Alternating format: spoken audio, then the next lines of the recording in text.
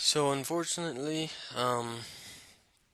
my videos did not record sound, so I'm going to be recording sound um, over this whole video and talking about a few things that I have found to be important to me. Um, for example, with all of the friends and people I play with, some of the advice I always give them is to increase their champion pool.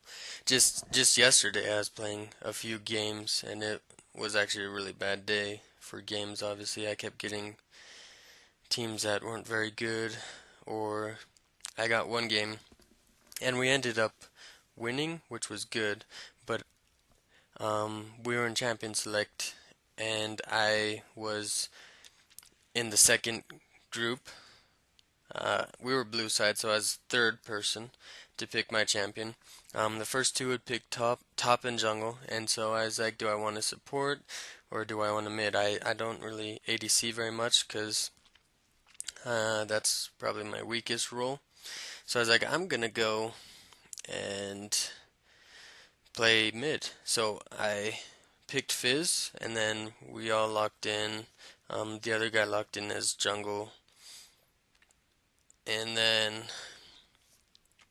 when that had finished and had gone to the red side, then out of nowhere, the last person on our team finally said something in chat, and they're like, I only play Diana, so I'm going top, mid, or jungle, which all three of those had been picked. So I was trying to, you know, to resolve this by typing in, oh, Diana support, yay, kind of thing. To which they responded, like, roll on the floor laughing, like I'm not gonna do Diana support. So in the game, we started to go to our lanes, and Diana went mid, and so I was like, whatever. I'm going bot to try and hold the lane because of this troll. Because first off, lack of communication, um, and second off, the ability to only play one champion. She said I only play Diana, which was in my mind a little pitiful because whoever this is, I'm saying she because it was Diana, but the person playing it might be a guy. Anyways, whoever's playing can only play one champion. They're level 30 and they're ranked, but they can only play one champion.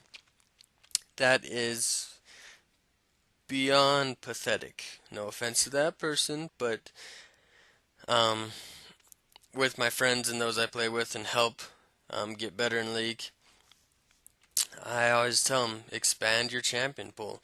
Learn how to play tons of different champions. In sports, for example, you want to know what every position does. And sometimes it's good to even try out positions. First off, to find out what position suits you best, to find that um, ideal role.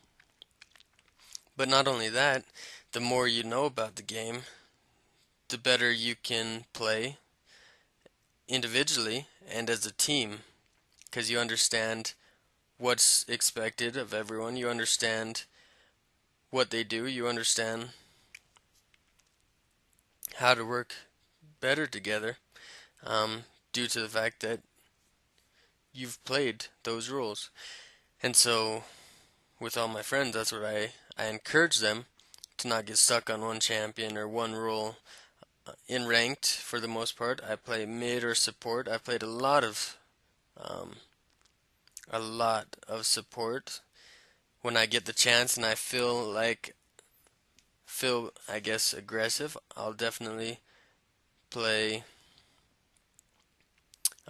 mid as long as I'm able to, as long as I'm not like the last pick and I get whatever's left over. But I also play some top, played some jungle. I even played a pretty good game of ADC, Vayne, and we won, which was really nice. Although it was really hard. Um, I had a Soraka support, and she died like 3 times before I died even once. I was Vayne, she was Soraka, and then Volibear support, and Tristana. One sec, let me think about this. I think it was Tristana that we played against, and so it was like she'd already died 3 times. Twice to Volibear and once to Tristana, and it was like suck. But in the end, our mid Lux became so powerful that we won. So it worked out very well, and I was pretty happy about that. Uh, and I ended positive. I was like 7, 6, and 20 or something like that. I don't know exactly, but it definitely made me feel pretty good about it. Um, but especially once you start getting higher level and ranked and stuff like that, you need to be able to play different roles, or you're gonna kind of screw your team over like Diana did. Fortunately for us, we won. I was 11, 2, and 7 against the Jinx. Alistar was my support kind of thing. And so it worked out very well, but that's not always the case. And in many cases, that is far from the case. In many cases, you pick a champion and then you're screwed over, and it's a champion that you're going to get your butt kicked. Like, generally speaking, if you're going against a Jinx and you're a Fizz, I would say generally speaking, you're going to lose early game really hard, especially if they're aggressive and if they're good at the champion. They weren't very good, and so I was able to win. But champion diversity, being able to play tons of champions, being able to play tons of roles, and being able to be competent is something that I feel very strongly about. Um, I definitely want to improve my champion diversity, and that's some reasons why I love playing with my friends, because then I'll play tons of different champions and experiment with them. Also, what I found to be helpful for me is whenever I want to try out a new champion, what I'll do is I will um, create a custom game, and I'll either do 3 bots or 5 bots. I usually just do beginner, just because um, it still gives you a bit of competition, because it's still going to be you alone versus 3 to 5 bots, and so you have to keep them from pushing your base and yada yada, but you still get the opportunity to test out their skills as well as like to find out their limits. So that's something that I've done, and some of my friends have started doing that, and it's pretty good. But yeah, um, definitely you should learn how to play tons of different champions. It'll definitely help you in the end, and you won't be a burden to your team. You won't screw your team over, stuff like that.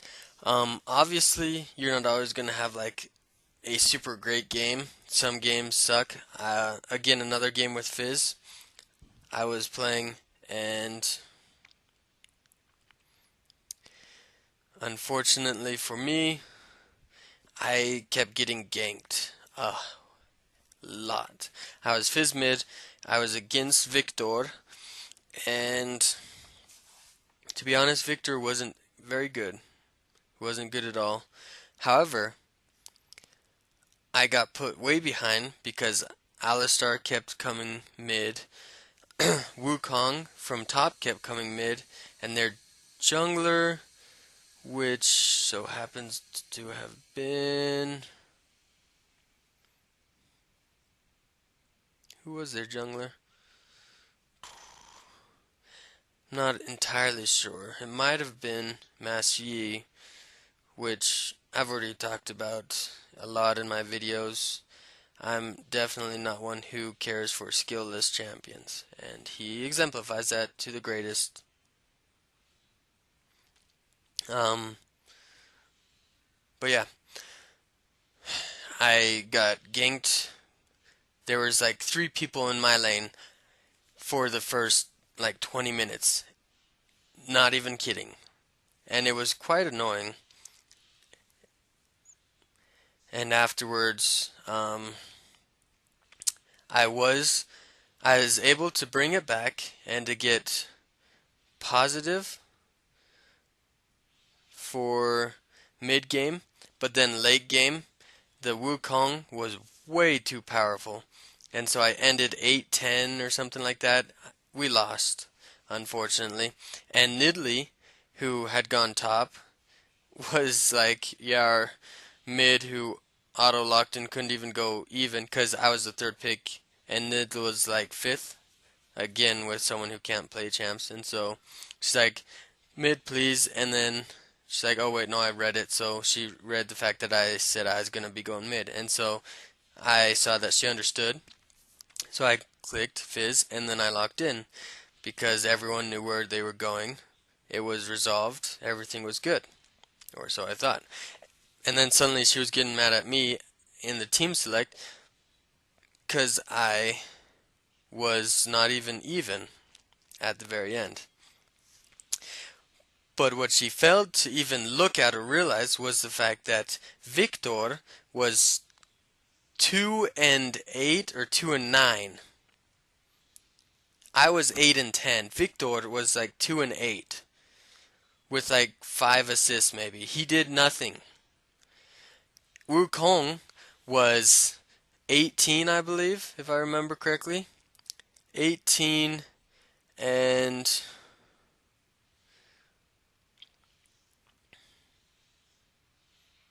that one was bad, unfortunately. 18 and 5.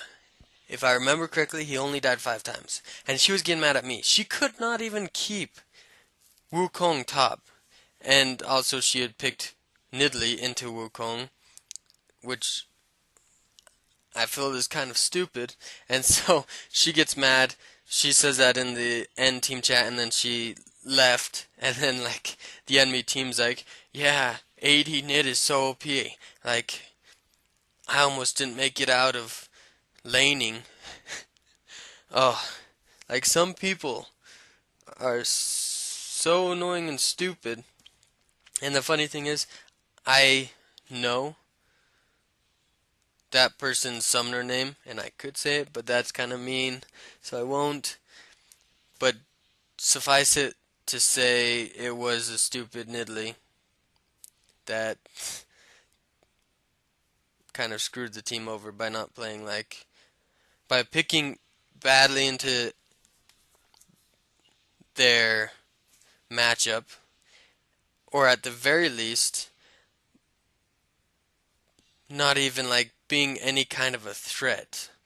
Because Wukong was mid 75% of the time for the first 20 minutes, and that's saying something. As well as Alistar and stuff like that, so bottom didn't do very well either, which happens. Like, some games you're just gonna have a bad game, and it sucks. It doesn't mean like you suck, it just means maybe it was a bad matchup, maybe the person you were going against was better, or if you're ADC support, maybe your ADC sucked, and you were good, but you couldn't do anything. I've had games like that. Or maybe you were having a sucky game and your ADC is good. So it's just many different scenarios that could play into this. Um, and it could be any one of these. But yeah, so champion diversity. Learn to play more than one champ. Um, I'd also recommend not learning to play Master Yi. Maybe play him once or twice, but don't main him. This whole Project Yi skin has gotten a lot of people playing Yi even more, and it's really annoying. I've had someone say if he was so OP, the pros would play him more, and that's the thing. Obviously, we're not at the pro level. I feel like I'm pretty good. I feel like I'm gold. I could maybe even get to like a little higher than gold, but I'm definitely not on like the pro level or masters, challenger, I'm not that level. I have a ways to go. I have more to learn, more to do. Um, there's more for me. But since I'm playing with people that are, you know, not the pro level either, because I mean, ranking is very good, but it's definitely not like fully accurate for some people. I've again talked about this before. I had a friend who was bronze, like two or bronze one this season, and I feel like part of it's because both of us did ranked right when ranked got reset for the season, which was definitely different from last year when I did it when I was like I want to start doing ranked, and that was like probably halfway through the season, so I got placed silver 5 and worked my way up to like mid low silvers that year. I got placed bronze 4 this year, right when ranked came out, and my friend who was like gold 1 got placed bronze 2, and he's definitely really good. Um, I've played with him, I've played against him. It's quite fun. It's quite back and forth. Also, very volatile. Who's gonna win? It just depends on kind of like who gets the advantage first, like all of that. But he got placed bronze 2, and I saw him. I think he dipped as low as bronze 4, and back and forth for like a month. Like it took him ages to get out of bronze into silver. And once he got out of bronze and into silver, I saw him start like winning a bit more and all that stuff, which is kind of what's happened to me. Like it's taken me ages, and part of that was because during the summer I had two jobs. I didn't really play a whole lot. Um, you know, I had other obligations and responsibilities. I'm trying to get ready for college again, but yeah, so it definitely isn't like a cut and dry, this person is this rank, this person's this level.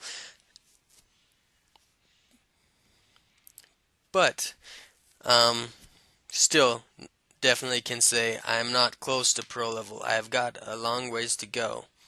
There's still more for me to learn, more to do. Um, but anyways, because we're at a lower level, um, I feel like he is definitely a lot more overpowered at this level, and so it's harder to what's the word, to deal with Yi once he gets rolling. Not to mention the fact that pros are in communication with each other all the time.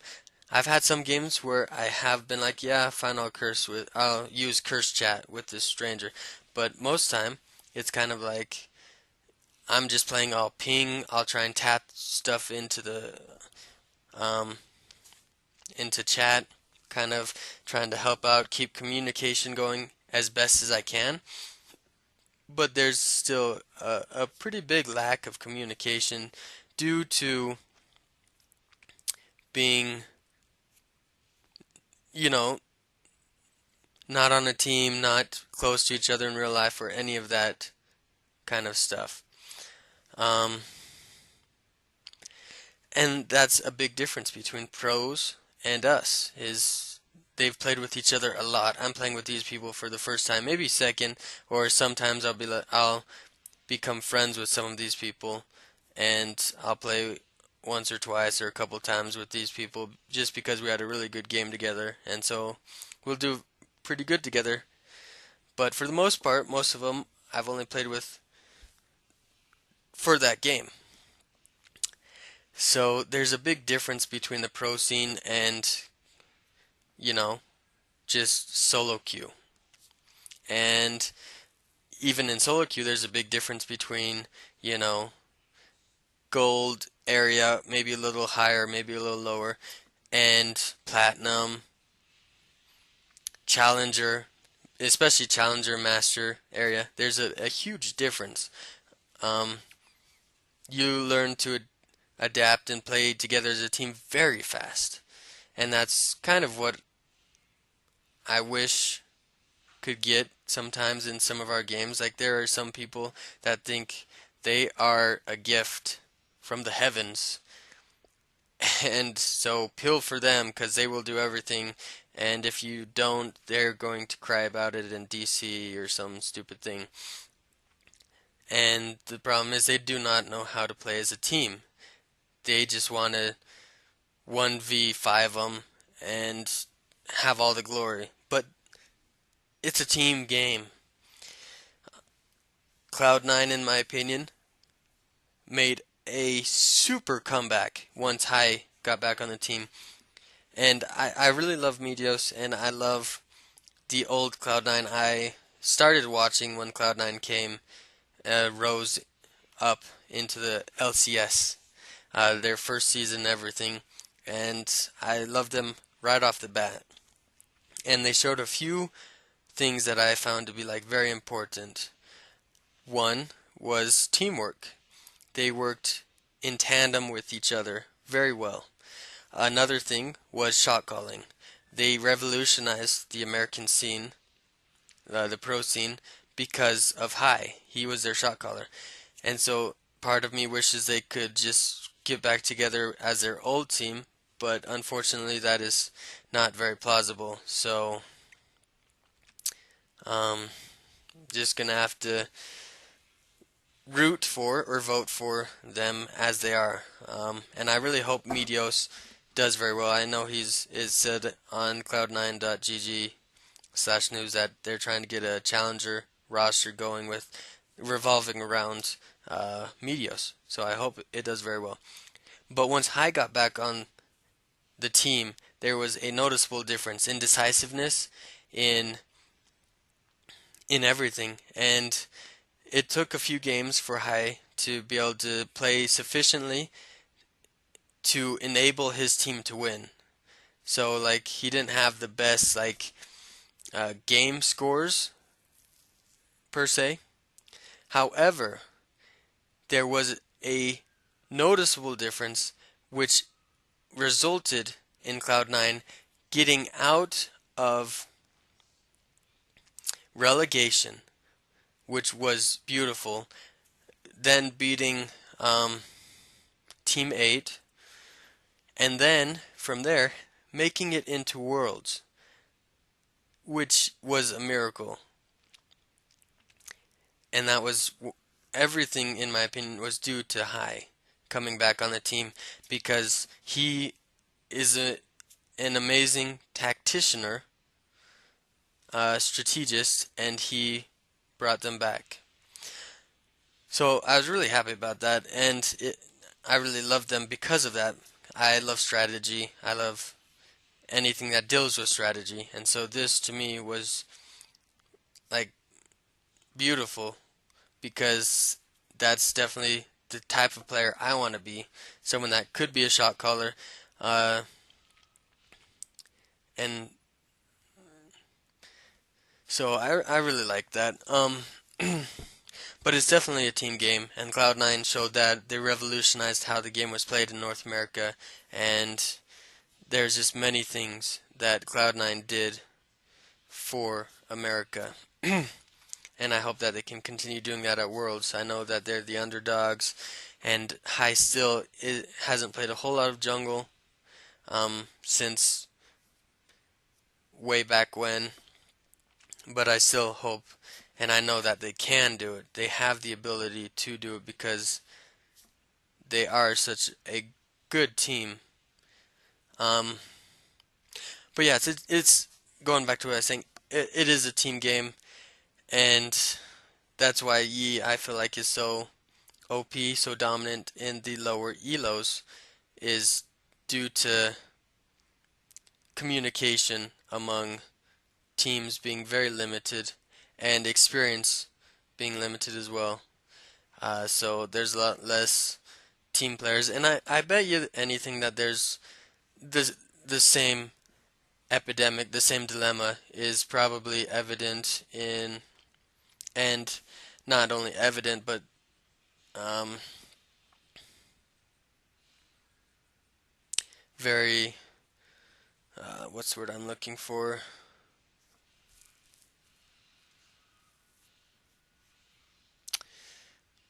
Prominent might be a good word as well. Very prominent in the lower elos as well. Um, but they also have a lot more skill and mechanical skill individually as a whole as well. Like the whole team has more individual skill, and so it's not such a big deal. So yeah, I hate Yi. I love champions that require some sort of skill, and when you have a champion that suicides over and over again, goes 0-10, gets 2 kills, and then suddenly can 1v5 your whole team almost, or at least like get pentakills with ease while you're trying to kill the carries or those that you thought were the threats, but suddenly Master Yi is now the big threat. It just is frustrating in my opinion. But yeah, so that's kind of my spiel on champion diversity. It is definitely a big thing. Um, you should learn how to play a lot of champions. Top lane, I'd say have a few champions per lane at least. Top lane, I generally go with Rumble or Maokai. I'll sometimes play Kennen as well.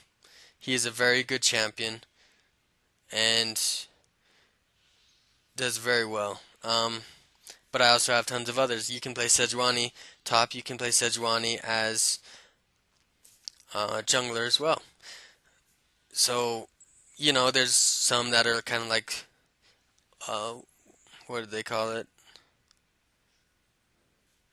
In the pro scene, they call them like flex picks. You can have a whole lot of flex picks as well that you can play in different roles as well.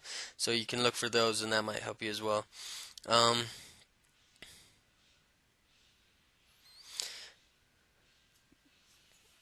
so yeah, champion pool increase, diversify everything. It's very important. Also, um, the mini map is very important. Keep an eye on the mini map. You need the mini map, otherwise you're gonna get ganked a lot and lose a lot. Plus, like, keep your team informed of the mini map as well. You do not want to lose it for your team because you didn't do a ping or you didn't be like, hey, this person's in this area. Uh, So I was playing a Morgana support game yesterday as well, and I was like, Nidalee's around here, and so I was trying to ward up a little bit, but then suddenly like their whole team, except for the mid lane, which I was pretty close to mid lane as anyways, converged on me and killed me. And then um, our mid lane, which funny enough with this video, our mid lane was Annie, and Annie kind of sucked. But she got really mad. It's like, why didn't you tell me the whole team was there, or like warn me or ping or anything like that? And I was like, I let you know. And she's like, saying that Nidalee is around here doesn't tell me anything. And I was like, well, pay attention to the minimap. Where did I die? Kind of thing. And like, my response didn't fully cover that. I kind of misread what she said, um, unfortunately. But it was what I said still was valid. If she had paid attention to where I died and how I died, she would have known that all four of them had jumped on me and killed me and not like walked towards one of them only to have three others come up behind them and then the mid lane coming as well, which mid lane was already pretty close anyways. Um, it was just kind of stupid. So pay attention to minimap. It's definitely important. You need the minimap to basically succeed. I think I lose this game, which is unfortunate. Maybe I will do a different one.